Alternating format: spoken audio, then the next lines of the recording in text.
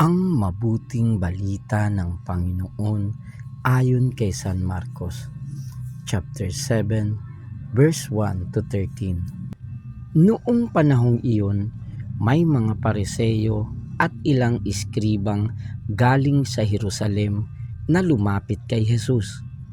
Nakita nila na ang ilan sa mga alagad ni Jesus ay kumain ng hindi muna naghuhugas ng kamay sa paraang naaayon sa turong minana nila. Ang mga Hudyo, lalo na ang mga Pariseo, ay hindi kumakain hanggat hindi nakapaghuhugas ng kamay ayon sa mga turong minana nila sa kanilang mga ninuno.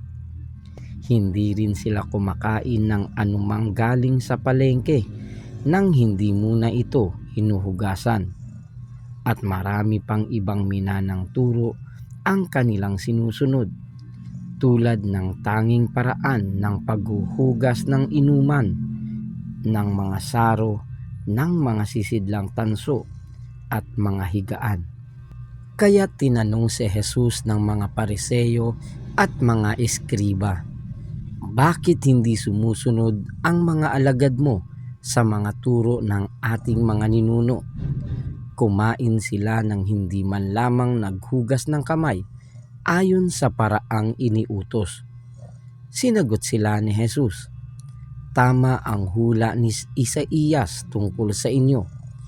Mapagpaimbabaw nga kayo, gaya ng kanyang isinulat. Paggalang na handog sa akin ng bayan ko'y paimbabaw lamang, sapagkat sa bibig at hindi sa puso ito bumubukal. Pagpurit pagsambang ginagawa nila'y walang kabuluhan. Ang utos ng tao ay itinuturong utos ng may kapal. Niwawalang kabuluhan nga ninyo ang utos ng Diyos, at ang sinusunod ninyo'y ang turo ng tao."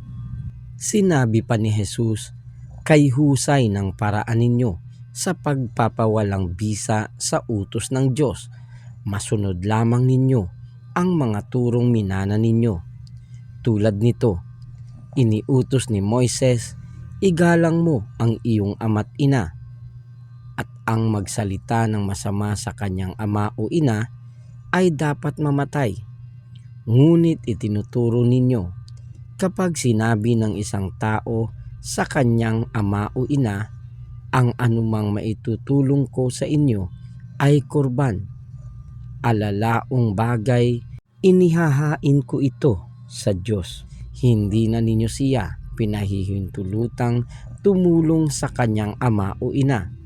Sa ganitong paraay niwawalang kabuluhan ninyo ang salita ng Diyos sa pamamagitan ng mga turong minana ninyo. At marami pang bagay na tulad nito ang ginagawa ninyo." Ang mabuting balita ng Panginoon.